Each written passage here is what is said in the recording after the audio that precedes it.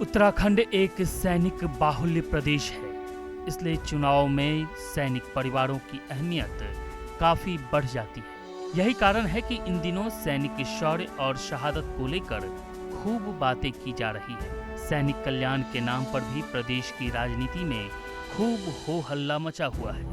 हर कोई दल सैनिक परिवारों के हितों की बात कर रहा है, मगर प्रदेश में असलियत में सैनिक परिवारों का क्या हाल है, ये आज ईटीवी भारत आपको बताने जा रहा है। इस कड़ी में हमने सबसे पहले शहीद सूबेदार जयप्रकाश राणा की वीरांगना मीना राणा से बात की, जिसमें हमने उनके हालात को समझने के साथ ही उनके दर्द को भी साझा किया। आप भी सुनिए उन्होंने क्या कहा। काफ़ी, मुझे तो खुद 32 साल हो गए, मेरे हस्बैंड को शहीद हुए।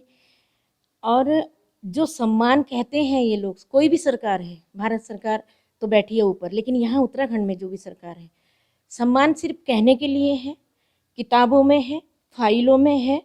सिर्फ साल में 2 बार 3 बार गांधी पार्क में या कहीं ऑडिटोरियम में कहीं पे भी ये लोग एक प्रोग्राम रख लेते हैं। वहाँ पर हम लोगों को बुलाया जाता है, वीर नारियों को एक बुक्के और एक शॉल दे दिया जाता है। बहुत दयनीय स्थिति है, जिनको कोई नहीं पूछ रहा। पूर्व सैनिक भी कई ऐसे हैं जो बहुत ज़्यादा, जिनके लिए कोई परेशानी है, घर में कोई परेशानी, कोई पूछने वाला नहीं है। किसी ऑफिसों में चक्कर काटेंगे, कहीं जाएंगे, उनको कोई नहीं पूछेगा। यहाँ तक कि पूर्व सैनिक यहाँ कहते हैं तो अधिकारियों द्वारा वो बेचारे बिल्कुल उनके साथ इतना बिहेव गंदा किया जाता है कि हम कुछ नहीं मान रहे पूर्व सैनिक। तो ये नहीं होना चाहिए। पूर्व सैनिकों को उनका सम्मान मिलना चाहिए। वादे तो बहुत कुछ है, हर शहीद के हर घर में एक बच्चे को नौकरी मिलेगी।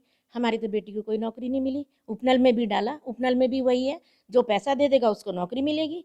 खुलेआम घपलाबाजी, उपनल में सबसे ज़्यादा घपलेबाजी है। मैं तो खुलेआम बोलती हूँ, क्योंकि हम देख रहे हैं इतने साल से। मैं तो फील्ड में सोशल वर्क करती हूँ, मुझे तो पता है क्या क्या हो रहा है।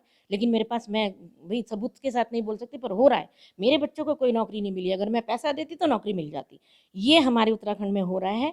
और वादे, बहुत सारे वादे हैं, किसी के भी शहीद के बच्चों को नौकरी नहीं मिली है।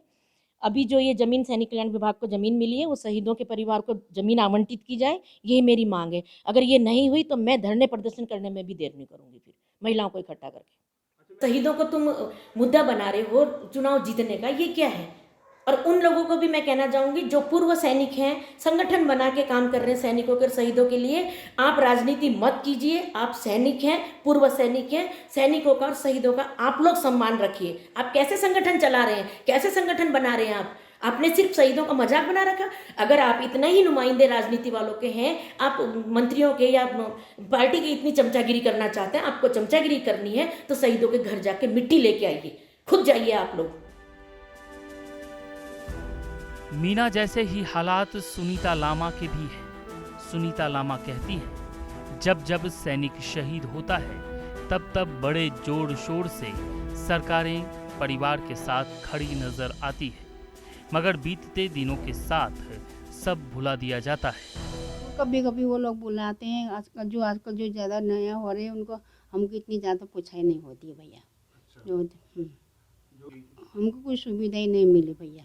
मैंने बच्चे के, लड़के के नौकरी के लिए भी बहुत किया, उसमें कुछ नहीं मिला मेरे को। अभी भी मैं चाहती हूँ मेरे लड़के को भी सरकारी नौकरी मिले। अभी तो कोई वो नहीं है, कार्रवाई नहीं है इसमें। कौन कौन घर पे कोई मिट्टी उठाने के लिए आया? मिट्टी उठाने को नहीं आए। उन्होंने सिर्फ मेरे को फ़ोन आया कि आप ये उसमें या नया गाँव मंदिर में आ जाइए और वहाँ पर आप मिट्टी लेके आना। बस वहीं पे ये 26 तारीख को लेके आना बोला है उन्होंने। हाँ, ये बोला है। ऐसे ही एक और पूर्व सैनिक धीरेन भी है, जो शहीदों को लेकर सरकारों के रवैये से दुखी है। लामा कहते हैं, आज सैनिकों को शहादत का सही सम्मान नहीं मिल पाया है। हमारा भारतीय सेना में हमारा 3 पीढ़ी से है, और जो ज़्यादा दादा परदादा थे वो भी ब्रिटिश आर्मी के हैं।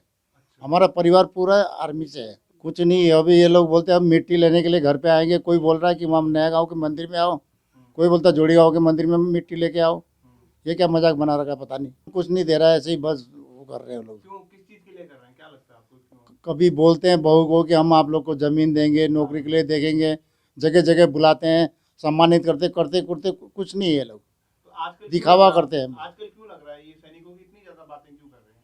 अभी पता नहीं इलेक्शन की वजह से होगा।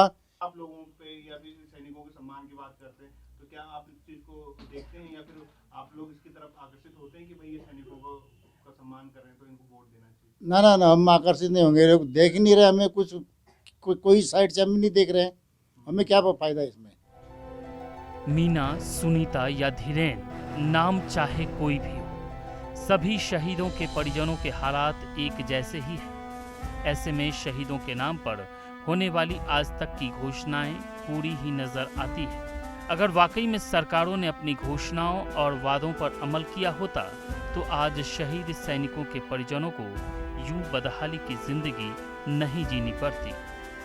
ईटीवी भारत के लिए देहरादून से धीरज सजवाण की रिपोर्ट।